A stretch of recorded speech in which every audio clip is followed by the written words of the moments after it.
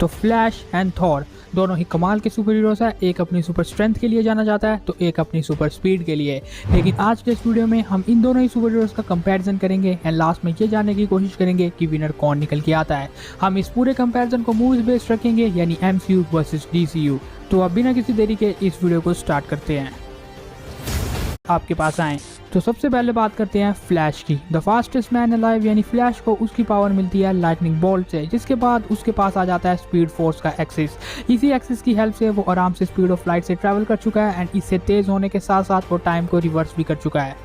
और वैसे भी फ्लैश ये काम मल्टीपल टाइम कर सकता है, जिसकी वजह से किसी को भी डिस्ट्रॉय कर सकता है अपने पंचेस के साथ, क्योंकि अगर स्पीड बढ़ रही है तो स्ट्रेंथ एंड पंचेस में तो इम्पैक्ट आएगा ही आएगा। एंड इसी वजह से इसने बहुत से क्रिप्टोनियंस का सफाया किया था सिर्फ अपने 1 या 2 पंचेस से। एंड इसके अतिरिक्त फ्लैश के पास है speed force absorption, negative and empathy, air and temperature manipulation, energy transformation, intangibility and invisibility, voice molecular vibration use कर सकता है अपनी हाई वेलोसिटी के साथ। इसके बाद फ्लैश का सबसे खतरनाक मूव जो कि है इनफाइनाइट मास पंच। इनफाइनाइट मास पंच, इस मूव के दौरान फ्लैश अपने पंचेस को 10 ऑक्टेलियन मैग्नेट्रॉन्स की स्पीड से मूव करवा सकता है, जिसकी वजह से ये इनफाइनाइट ऐसे पावरफुल पंचेस को प्रोड्यूस करता है जो सामने वाले की बैंड बजा के रख दे।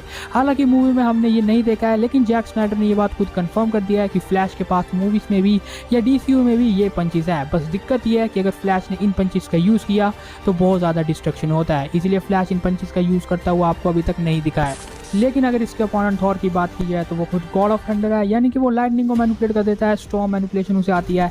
एंड सबसे इंपॉर्टेंट बात, उसके पास स्टॉर्म ब्रेकर है। स्टॉर्म ब्रेकर की हेल्प से वो किसी को भी काट सकता है। इवन उसने 6 इन्फिनिटी स्टोन के रेडिएशन को डिफेंड करके थैनोस की छाती में स्टॉर्म ब्रेकर को गाड़ा भी है।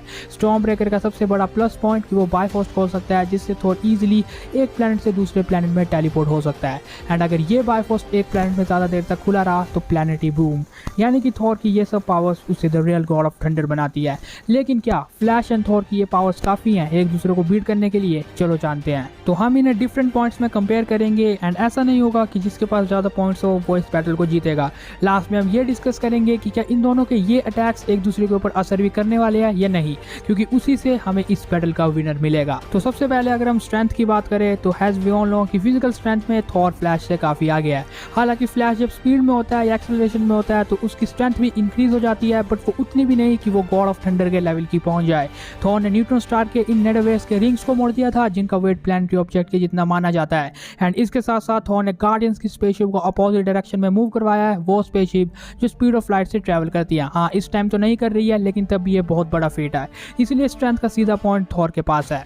तो अब नेक्स्ट बात करते हैं ड्यूरेबिलिटी की। तो दोनों सुपर हीरोज कितने ड्यूरेबल है। अगर हम फ्लैश की बात करते हैं तो हाँ, ये तेज तो है, लेकिन इसकी ड्यूरेबिलिटी का कोई भी इंप्रेसिव फीट अभी तक हमने नहीं देखा है। क्योंकि अगर हम जस्टिस लीग की बात करते हैं तो एक पैराडीमन की टकराने के बाद इसका हालत बहुत खराब हो गई थी एंड इसे बहुत गहरा घाव भी आ गया था।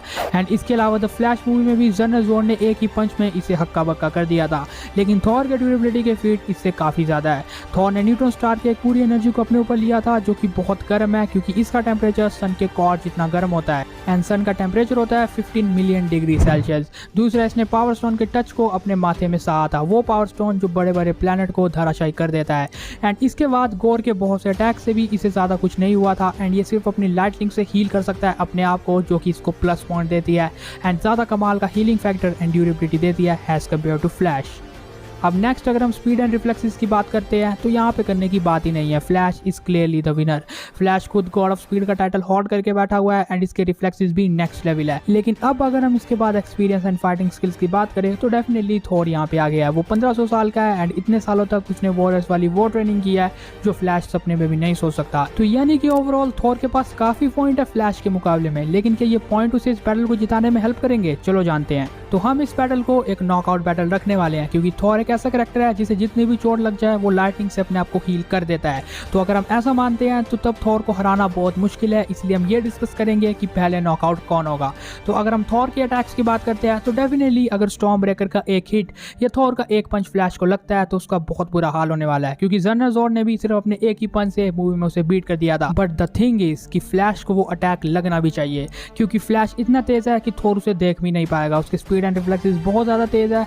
तो हाँ, अगर थॉर गलती से से उसे लगा पाया अटैक तो तब थॉर के जीतने के चांसेस है। अदरवाइज अगर हम फ्लैश की बात करते हैं तो फ्लैश के पास वैसे तो बहुत से मूव्स है, लेकिन वो गॉड ऑफ थंडर के आगे ज्यादा टिकने नहीं वाले हैं। फ्लैश जितना तेज होगा उसकी स्ट्रेंथ इंक्रीज होगी एंड फिर उसके पंचेस में भी इम्पैक्ट ज्यादा होगा, लेकिन क्या थॉर के ऊपर इनका असर होगा? मुझे नहीं लगता, क्योंकि थॉर इतना ड्यूरेबल तो है कि इन पंचेस से सर्वाइव कर जाए। बट फ्लैश के पास एक लास्ट मूव बचता है जो कि उसका इनफाइनाइट मास पंच।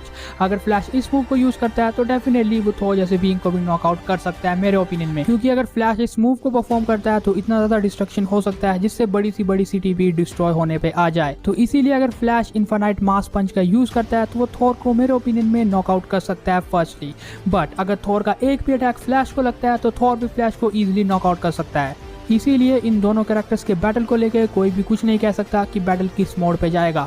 मतलब अगर फ्लैश को थॉर देख ही नहीं पाया तो फिर वो कुछ नहीं कर सकता, एंड अगर लास्ट पे फ्लैश इनफाइनाइट मास पंच का यूज करता है तो कुछ टाइम तक वो थॉर को नॉकआउट कर सकता है। बट अगर फ्लैश थॉर या उसके स्टॉर्म ब्रेकर की रेंज में आता है देन ही विल फिनिश। लेकिन खैर आपका क्या ओपिनियन है इस बैटल के ऊपर, हमें कमेंट में जरूर शेयर करके जाना।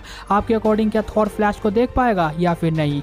जहाँ तक मैं अपना पर्सनल ओपिनियन देता हूँ तो मैं 50-50 जाना चाहूंगा, क्योंकि मैं बैटल का रिजल्ट नहीं निकाल पा रहा हूँ, इसलिए आप लोगों से पूछ रहा हूँ कि क्या आपको क्या लगता है कि थॉर एंड फ्लैश का विनर कौन होगा। बाकी इस वीडियो को यहीं पे खत्म करते हैं। अगर आपको वीडियो पसंद आया होगा तो इसे लाइक कर देना, शेयर कर देना, हमारे इस चैनल को सब्सक्राइब मार के बगल वाले बेल आइकन को जल्दी ऑन कर देना।